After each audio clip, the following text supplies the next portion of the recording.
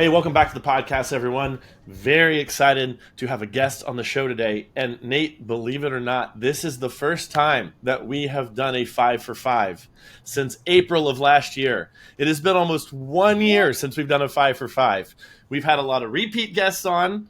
We've had some one-time guests on. We've had folks that we did a 5 for 5 with in the past, like Caitlin Davidson or Greg. But we have not had a 5 for 5 in almost a year. So I'm very excited to jump in today with Jessica. Yeah, me too. I feel like this is, we're negligent, Daniel. The 5 for 5 is an amazing format. And, well, Jessica, you inspired us to go back to the format that we love, which is the 5 for 5. It's just a way for us to get to know, just awesome music school owners and let them share what their wins and challenges are. Yeah. And just for those of you, because since it's been done so long, we've had a lot of new listeners start listening to the podcast in the last year.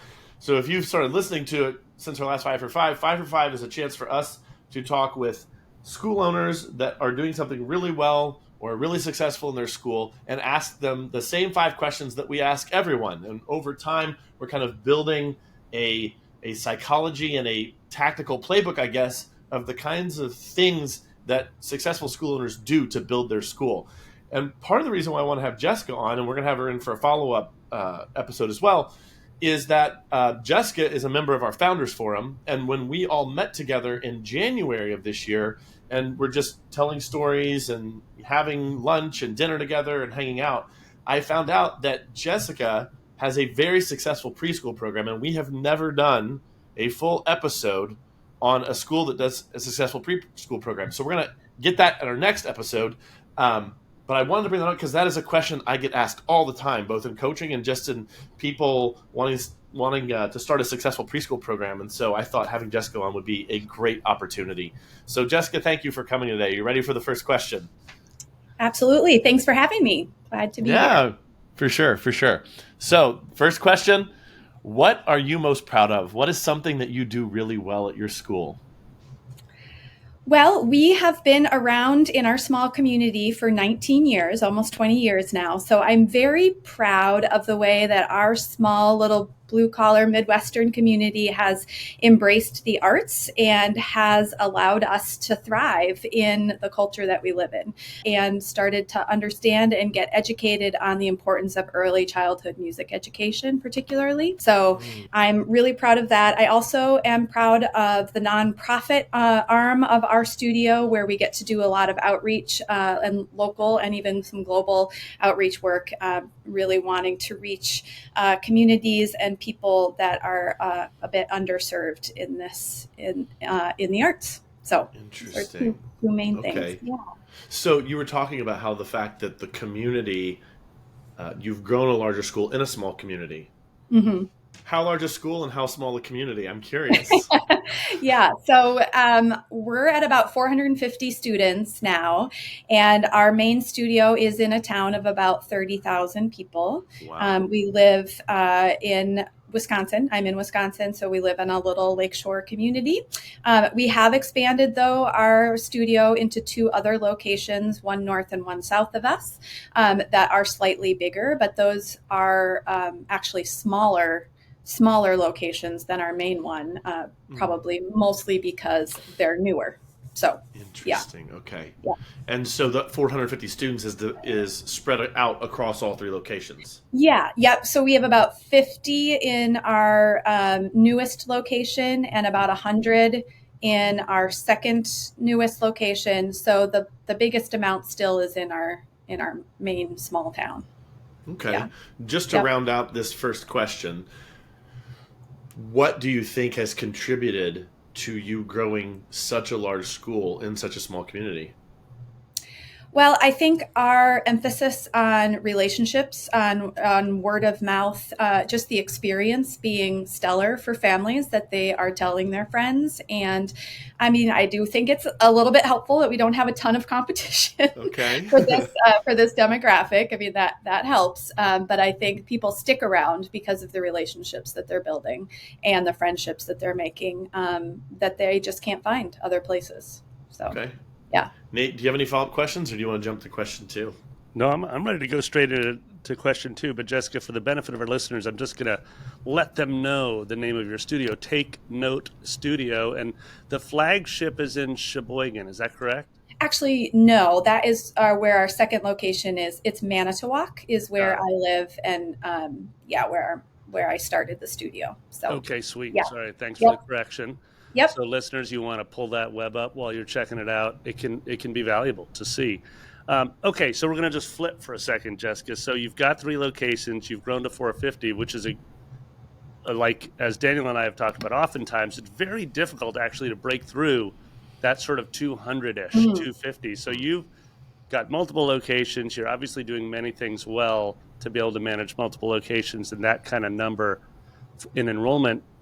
But to flip it, what's one real challenge that you're facing right now at Take Note Studio? Whether or not you don't need to have solved it, you can just describe it. But what's something that's really challenging for you right now?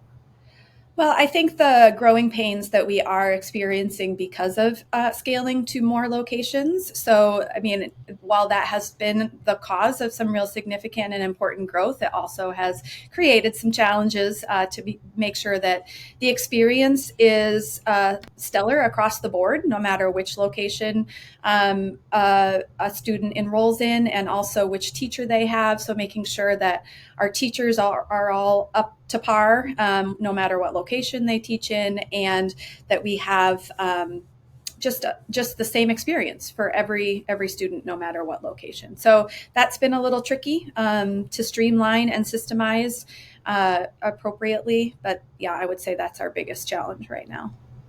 Do you find? Yeah, I think that's not surprising, right? Were you surprised by the challenge? No. Yeah. Right. So you anticipated. Yeah. Like oftentimes we think we can multiply ourselves as founders. We can be in 3 locations at once. Yeah. Well, it's actually why I have not expanded to especially this 3rd location as soon as I would have liked. I think there's so much growth potential for us there, but I knew that I wasn't ready to do that because of some of the staffing issues and just the experiential struggles that I knew we would have if I had done that too soon. So I wanted to make sure that the pieces were in place to make sure that the experience was consistent. And a lot of that is personnel. So, yeah. Do you, when you say personnel, last question, then we're going to go to sort of last follow-up, then we'll go to question number 3 in our 5 for 5. But when you say personnel, is it primarily in bucket number 3, sort of the operations people, or do you find it in bucket number 2, like the delivery on promise, like teacher training, making sure that you're keeping up with the in-class experience? I would say both. So I certainly needed to get a teacher that was properly trained and ready to go to teach up there because I knew I didn't want to do that. So I wanted to make sure that I had a well-trained teacher to do that. And then just the admin support for that location, even the physical space, making sure we're stocking a classroom with what it needs, all of that. So there were a lot of pieces to put in place. Yeah. Okay, more on that later. Daniel, back to you for wait, you had a follow-up. I do have a follow-up. I'm fascinated, Jessica, because you said teacher singular. So is there just one teacher up there? Right now, yes, there is just one, but we now have grown to the place where she's maxed out. So I have to hire again, and I just need to figure out how best to do that. If that's a person that lives up there or lives closer to our main studio and can commute. So just kind of thinking about how to do that. Next step. Again, to further detail this, because we have a little bit more time in this segment of the 5. Yeah. So your strategy was to just start with one teacher, one admin, one instrument.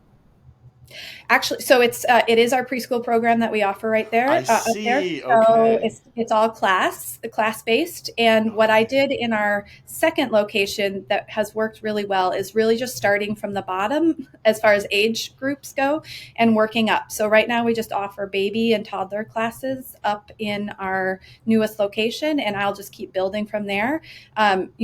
As kids age out of those classrooms, we'll have a natural funnel of those kids ready for the next level. Yes. So, yeah. Where in the world did you come up with that strategy? Um, it's how I started the studio from the very beginning, was just really starting from the bottom and working my way and expanding from that way. So, yeah. Okay. And the reason I asked that is because, speaking to another episode we did last year, we had Sam LaLouche from Opus One come on the pod back in 2024 in May, and he said one of the mistakes that school owners often made was that when they were opening a school or when they were expanding a school, they would try to have 16 different programs. I'm exaggerating a little bit, but right. offer 8 instruments and 3 different band programs and this sort of thing, because they're thinking, oh, the more I offer, the more people will be able to come in. And what they end up doing is drowning in all the work and the admin and the upkeep of all those different things. Right. And he said that if he could give a piece of advice, that if you offer that much, it's really an anti-growth principle. And so it's just fascinating to me that you kind of naturally have gravitated towards something that is actually much smarter and easier to manage. So, I commend you. That's cool. Well, one of my strengths is efficiency and really trying to make sure I'm doing one thing well and not lots of things sort of half well. So, yeah. Wait, Daniel, can I make one observation on you, Jessica, just in our time together in the Founders Forum? And I've noticed this each month, which is you always come with some of the work done and you're always ready and willing to share, which I feel like speaks to your efficiency comment. You're like, I don't know, actually, Jess, I haven't asked you if you've done every template that we've assigned, but you always come ready. You're like, hey, I've got something. Yeah. And I think Daniel and I both really appreciate that quality. In you. Yeah. Thank you. Well, I think it can be a blessing and a curse, as most things are. Our greatest strengths can be our greatest weaknesses. So sometimes, even though I do appreciate efficiency and really lots of things streamlined, I also I'm definitely not a perfectionist. And sometimes I'm just bringing my B game, but it's enough, so sometimes that's okay. But sometimes it's not. So I have to kind of work with that as well. So I have 3 things to say, and then we'll go to question 3. The first one is my business partner, Greg, in grouplessons.com. He has a saying that he picked up from, I don't know where he got it from. It was one of those business geniuses. Done is better than perfect. That's right. And for the efficiency people, they really have to hear that. Okay, that's the first thing. The second thing I just want to say is that I am going to drop in the show notes that episode with Sam from last year. I'll put in the show notes. And also we'll drop in the show notes the waiting list for the Founders Forum, because we are going to be enrolling a new group of owners later here in 2025. And oddly enough, when this episode airs, we're going to be about 1 month away from all of these awesome owners coming back together in Brooklyn, New York, for our second live in-person event this year. So if you want more details on that, just look in the show notes. The waiting list is open. All right, question 3. Jessica, I don't know. We've talked about so much already. What's one lesson you've learned in the last year?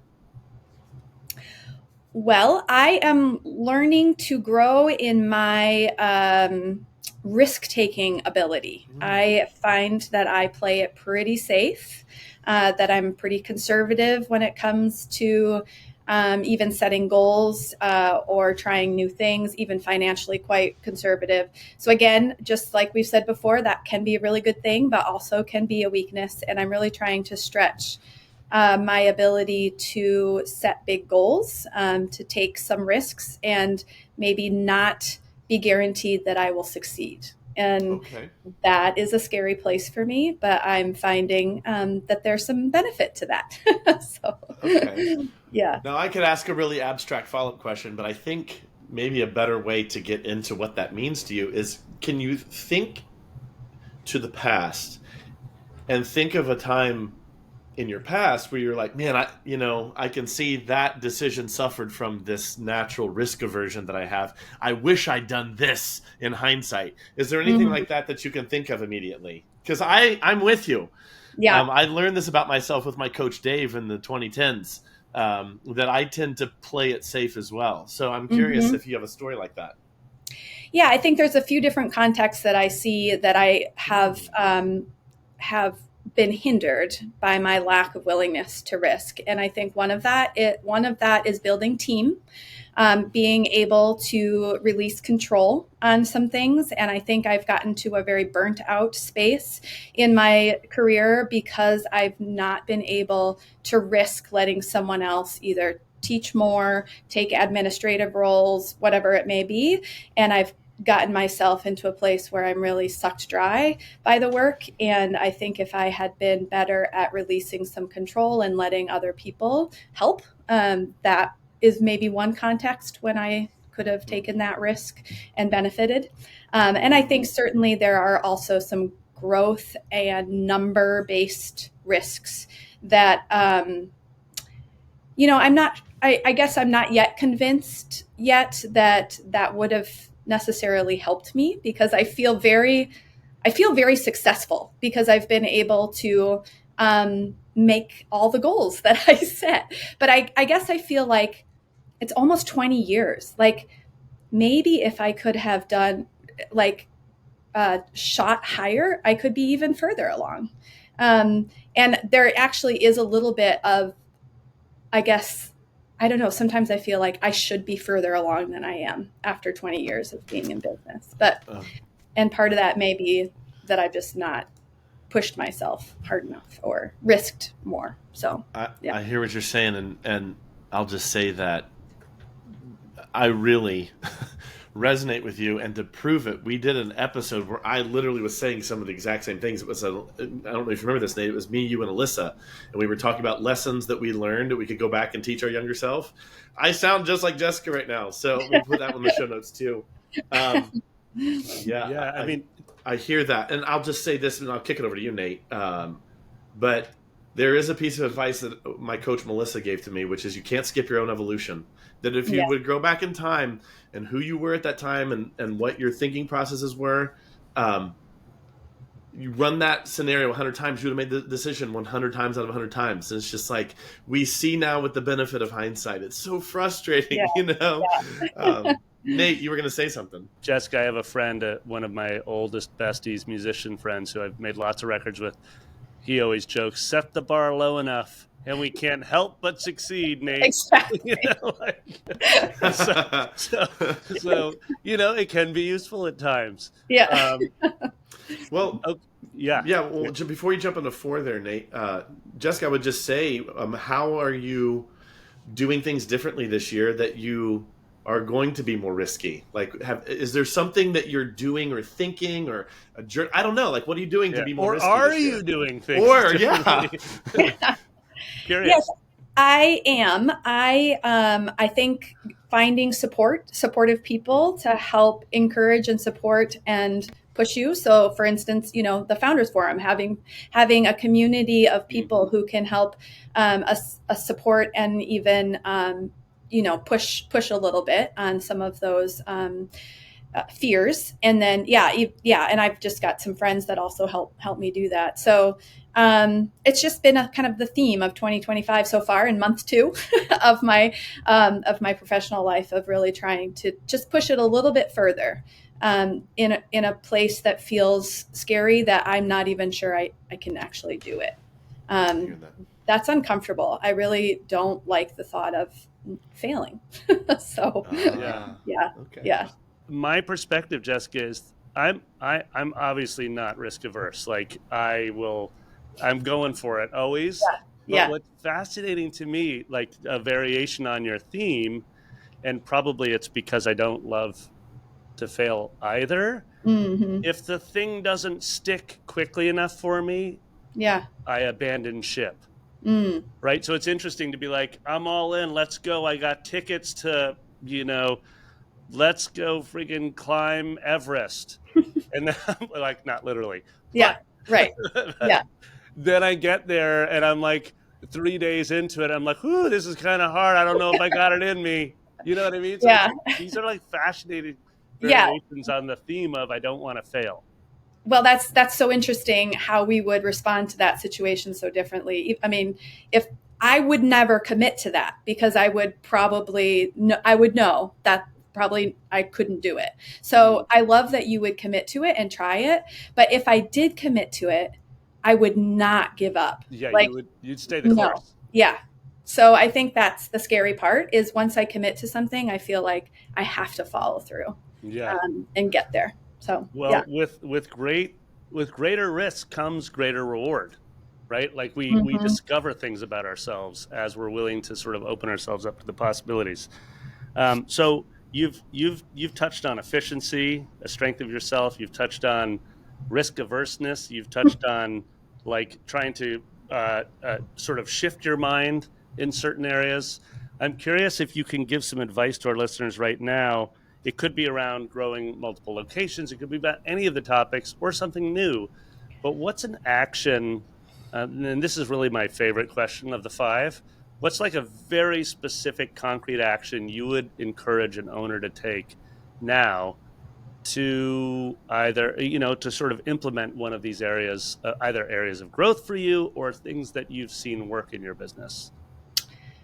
I would say this is a little boring answer, but I think it tells so much, and that is to know your numbers, to really analyze your money situation and the stories that it's telling. I think there's so much content and storytelling that can come from how you're spending and how you're getting money. And I think, I mean, that's even an indication of my risk averseness. It's an indication of where we have room to grow, things like that. So I think even if that means getting some help in being able to interpret those numbers, but that is has been a game changer for me to know so much more about my company based on how we're spending money and how we're making money. So Okay, a lot of our listeners actually are just going to cringe I at the know. idea that numbers are where they need to Right. go next. So I'm curious, were you always were you always curious about numbers? Were you always tracking? And I mean, you've been doing this a long time. Yeah, I would say I was. Yeah, I'm not afraid of numbers. Okay. I don't cringe at a spreadsheet. I uh, I can delve into a spreadsheet, okay, but I didn't know anything about how to run a business when I first started and what those numbers were indicating, or even what they should be, or what that kind of thing. So I did need a lot of education and help on how to interpret the numbers and categorize numbers and work within my numbers, all of that. So, Okay, so then maybe we could be even more specific for our listeners that might struggle with numbers, yeah. right? Maybe they are scared of a spreadsheet. What is some advice you'd give them? Like just a great place to start. Like Mm. if there's one thing you're going to track or one type of spreadsheet you're going to try to keep, maybe it's income focused, maybe it's expense focused, maybe it's otherwise. What would be just like a tip from Jessica of a great place to start, even if you're scared to start, even if you're afraid of it? Yeah, I mean, I would just come up with maybe, you know, well, certainly start tracking your income on a monthly basis, knowing what that number is, and being very aware of the money that's coming in. And Yeah. then maybe come up with the like 4 or 5 basic expense categories of how you're spending your money, and start tracking that, knowing kind of what those Mm, percentages are. I'm sure I mean, there's probably, you can just Google what they should be for a company, what's sort of typical for what's left over at the end of the month. So I think just having some basic categories like operating expenses, marketing, personnel costs, all those kinds of things, and just starting to put them in a basic spreadsheet so you're yeah, aware. I Yeah. love that advice. I can't tell you how often um, I or we are talking with a school owner who says, my numbers are a mess. It's still all intertwined with my personal life. Ooh. Yeah. And I'm Yeah. like, That's fine. Yeah. Everybody's got to start somewhere. It just means Yeah. you're going from sort of like a single Right. teacher studio where Right. you viewed it the same way I viewed a gig. I just write Sure. off everything but the kitchen Yeah. sink. And it was all. So what I hear you saying is start by just knowing what your studio is actually making, Yep. and start by coming up with just a few categories of how you invest that money, whether it's rent, Sure. material, teaching materials, anything, Right. right? To start Yeah. to separate that money from your personal financial picture. Yeah, and I think some of that even just starts way back with your mindset on how you view your work. And I think for me, a big shift was, this is a career. This is legitimate work. Yes. This is not a hobby. This is not a charity. This is not volunteer work. I need to treat this like a legitimate business person. And this is legitimate work, and it's a career, and it's not a hobby. It's not fun money. I mean, maybe for some people it is, and I still think there's still good reason to be tracking your money. But for most of us, this is our work. This is what we're doing, and it needs to be treated as such, I think. And I think financially is one way we can up the game a little bit. So yeah, I love that advice. And the moment we start having other teachers and staff that we're paying, that's really the call to task. That's when you need to get that cleaned up, because they done need to get paid. Right. Yeah. You need to know what you're paying them. Yep. Okay, Daniel, back to you for our final of the 5. Yes, and just like the 4th question, this one is deliberately open-ended so that you can answer it any way you want. But the question is, what's one thing you've done for yourself personally in the last year that has brought you more joy as an owner?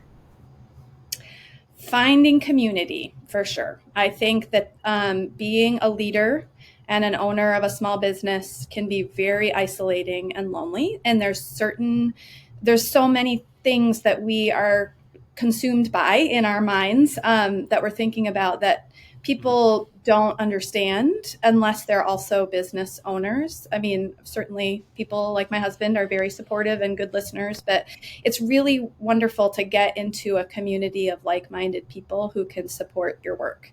And you can commiserate with and complain to, and they understand, and also have, especially if you can find someone who's a little bit further along in the journey who can help you with some perspective as well, that, it's not the end of the world. You'll make it through. But I just think there's some unique challenges to being a business owner that can be a little isolating and lonely sometimes. So I think just finding some supportive people will really help the journey. How have you found that community?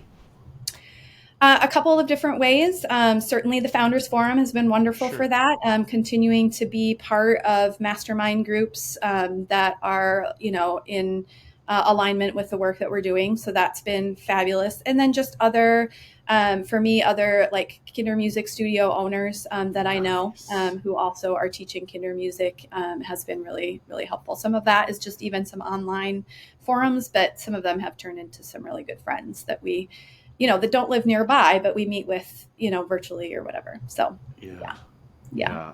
And that is kind of the hallmark of this age. Building friends that you've never met. Yeah, right. Friendships with people you've never met in person. Yeah. And then there's that moment where you meet them for the first time and you think, oh man, are we going to click in person like we did online? Oh, I sure hope so. Yeah. Yeah. Right. Yeah. Jessica was out this weekend with friends. We went to go see King Henry IV, which, of course, I had to Wikipedia the history because I'm like, Henry IV versus Henry V. Wait, what happens with King Henry IV is there's a whole collection of princes that all conspire to overthrow him, right?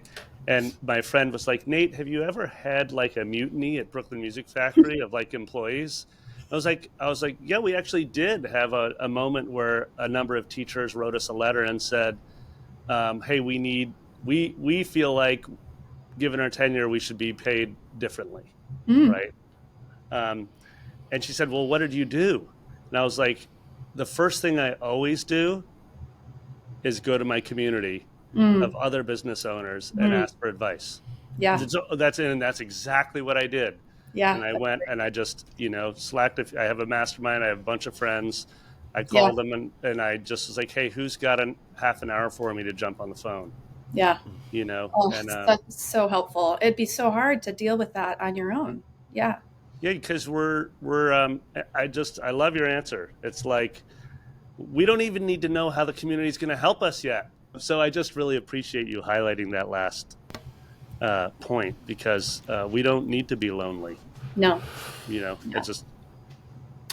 Before we close out, Jessica, how has that look towards community brought you joy so far? Like, how has it manifested? How has it shown up in your life? Well, the supportive aspect, feeling just like you're not alone, and also the perspective of, okay, this actually isn't as bad as it seems in this moment. So other people sometimes help you figure that out, that I can handle this and I can work through this.